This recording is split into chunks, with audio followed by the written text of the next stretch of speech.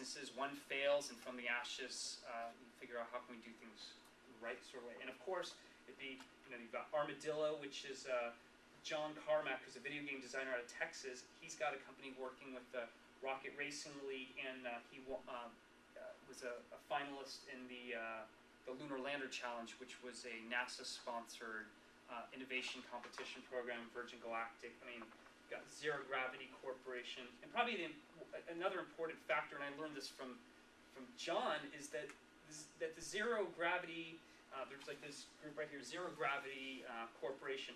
They're basically, they provide these parabolic flights for weightlessness, for entertainment, fun, as well as scientific research. So for a couple $1,000s, an individual here on Earth can have a space experience. These things, for us to be involved in space, are not just about going to space and having experiences, as I said up there, but it's using space as an enabler and as a theme. So whether you're a game designer, graphic designer, composer, engineer, or marketing professional, there are ways to sort of create this space experience here on Earth. Next slide, please. But there's always challenges. There's the Great Seal of the United States, the Department of State. So they have something called ITAR. And for those of you who don't know, it stands for, is it International Trafficking Arms Regulation? Did I get that right? Yeah, that's right. So basically, they see space hardware as a potential munition. Now, I understand that a rocket could be used maliciously, but there's many restrictions on there that are beginning to potentially make the United States could make us globally uncompetitive. It's not beginning, it has. It has. It does, yeah. So I think the president actually mentioned, or in his State of the Union, there was some mention of in the recent State of the Union. That's right. Which is a big deal for space to even have, even if it's just a few syllables mentioned of something regarding space. So basically, ITAR could say, if you were building helmets, they might say that you can't export this to England. So it's not even about unfriendly countries, it's anywhere outside the United States, and it also affects our talent pool. So if you maybe have a PhD student who's maybe from South Korea, they might not be able to work on your project here while they're in school. They can take classes, but maybe can't have that internship working with you because they don't have a green card status. It's increasing, pardon me for interrupting, but it's Yep. increasingly troublesome, especially with the internet and sharing of technical papers and stuff. Absolutely, and these are barriers that will have to be overcome, but it's something that U.S. now is addressing. I'm just simply saying that it is a barrier, and then just NASA having bureaucratic inertia, which basically saying by the very weight of the organization, it's become getting things done so cumbersome. It's not as lean and nimble as, like, maybe if I were a NASA employee to have to go through probably take me 3 months to get a bunch of people to sign off to just get a group of people to talk about this, to put up having the NASA logo. And then, of course, there is the... Talking about that, most of the critics of the new commercial plan that that Congress currently has, were involved with very large NASA projects. So,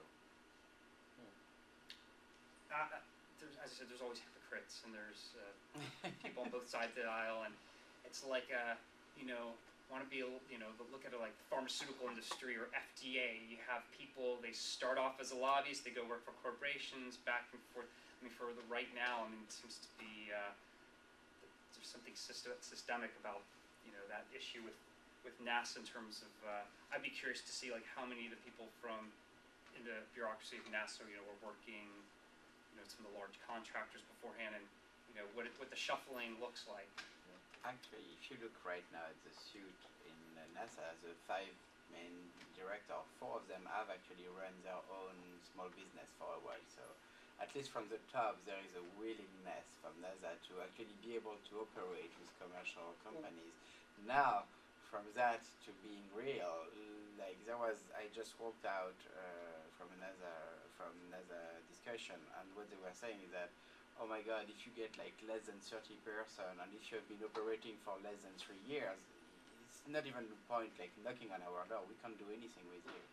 Like we have to be able to audit your books. You have to have a verifiable track of record. So they are even aware themselves that their barrier, even if they are willing to work with company, their standards are extremely high. And actually, does disqualify most companies to work with them in first place, even before started. Well, I had heard in this, at this point, I'll just take this as hearsay or anecdotal and trust but verify, is that when it comes to manned vehicles, either somebody in Congress or NASA was saying, we're not going to let this private, they don't meet our, they don't meet the manned specs. And apparently NASA doesn't really have their own specs for what is a manned rated vehicle.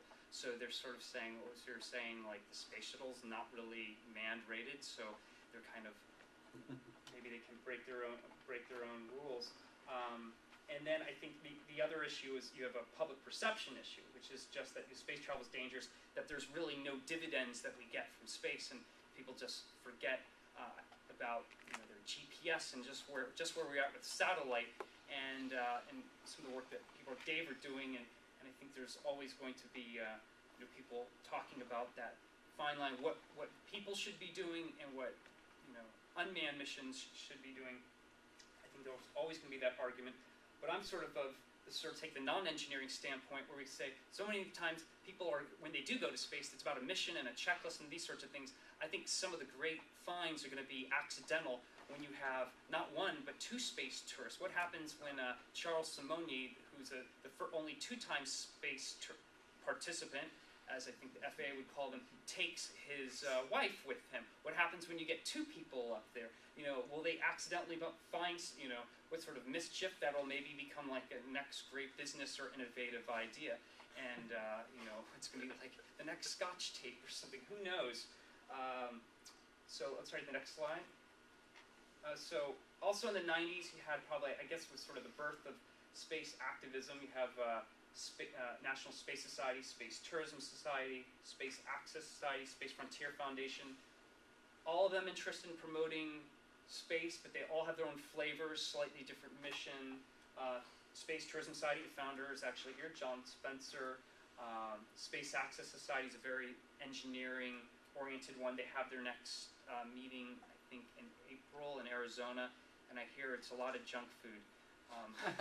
Or their famous junk food bar or something like that, and I think Henry Vanderbilt is sort of that's kind of his baby. And then Space Frontier Foundation, wow, that could deserve its own evening discussion of you have some people like Rick Tomlinson and others who are behind that. They're definitely pioneering a lot of the private activity in space and advocating on the entrepreneur's behalf. So next slide. So 2001, the big deal was you have Dennis Tito.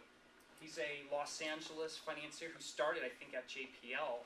Before he went, he took sort of his computer skills and made millions in the finance industry. And the company's called, was it Wilshire and Associates? Is that it?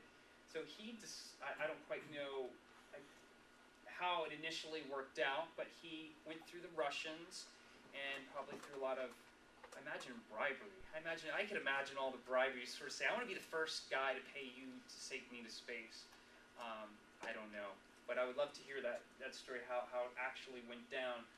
But he spent millions of dollars to go to the space station on a Russian rocket through the Russians, the Soyuz. And that was in 2001, so that was a pivotal moment just for human participation in orbital space experience. Okay, next slide. 2001, 2009 is kind of when true space